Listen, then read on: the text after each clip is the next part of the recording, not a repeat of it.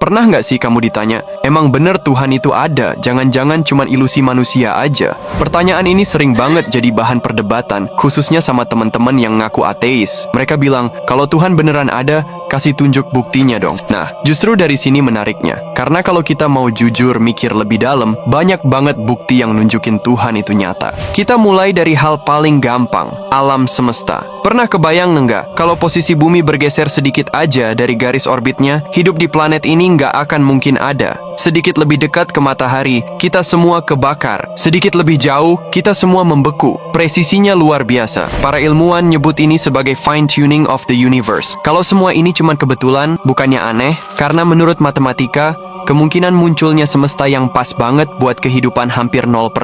Bahkan ateis terkenal sekalipun, kayak Fred Hoyle, akhirnya bilang, seolah-olah ada pikiran cerdas yang mengatur hukum-hukum fisika. Belum lagi hukum alam yang konsisten. Gravitasi, cahaya, energi, semua teratur banget kayak ada aturan main yang sengaja disiapkan. Kalau aturan ini berubah sedikit aja, kehidupan nggak akan muncul. Jadi wajar kalau banyak ilmuwan akhirnya mikir, pasti ada zat yang lebih tinggi di balik semua keteraturan ini. Sekarang kita geser ke akal manusia. Coba renungin, kenapa kita bisa mikir, punya nurani, dan bisa bedain mana yang baik dan salah? Kalau semua murni hasil evolusi acak, logikanya kita nggak perlu punya kesadaran sedalam ini. Evolusi cukup bikin kita bertahan hidup, tapi kenapa kita bisa nulis puisi, nyiptain teknologi, bahkan mikirin makna hidup? Ini yang disebut argument from reason. Akal manusia terlalu kompleks kalau cuma lahir dari proses kebetulan. Ada yang ngasih, ada yang ngatur, ada yang nitipkan kesadaran itu, dan itulah Tuhan. Nah, menariknya, hal ini udah disindir di dalam Al-Quran sejak 1400 tahun lalu. Allah berfirman dalam surat Ali Imran ayat 190-191,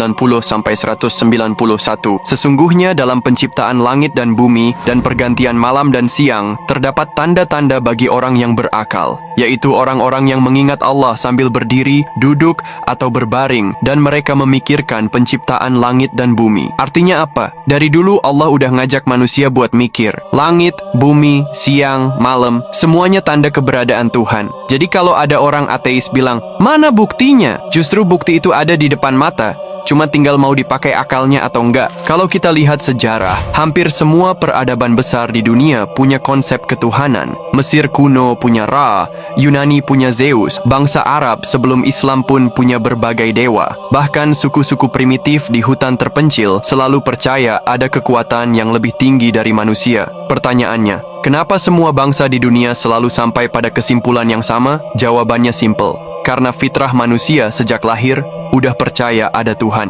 Ada hadis Nabi yang bilang, setiap anak lahir dalam keadaan fitrah, orang tuanya lah yang menjadikannya Yahudi, Nasrani, atau Majusi. Artinya, keyakinan kepada Tuhan itu bawaan asli manusia. Ateis justru harus melawan fitrah ini supaya bisa meyakinkan dirinya bahwa Tuhan nggak ada. Sekarang mari kita lihat bantahan terhadap ateisme. Ateis sering pakai argumen problem of evil. Kalau Tuhan ada, kenapa masih banyak kejahatan, penderitaan, bencana? Jawabannya, karena dunia ini memang tempat ujian. Allah bilang dalam Quran surat Al-Baqarah ayat 155, sungguh kami pasti akan menguji kamu dengan sedikit ketakutan, kelaparan, kekurangan harta, jiwa, dan buah-buahan, dan sampaikanlah kabar gembira bagi orang-orang yang sabar. Jadi penderitaan bukan bukti Tuhan nggak ada, tapi justru bukti Tuhan lagi nguji manusia. Sama kayak sekolah, kalau nggak ada ujian, nggak bisa ketahuan siapa yang benar-benar belajar dan siapa yang enggak. Ateis juga sering bilang, kalau Tuhan ada, kenapa dia nggak kelihatan? Nah, jawabannya gampang.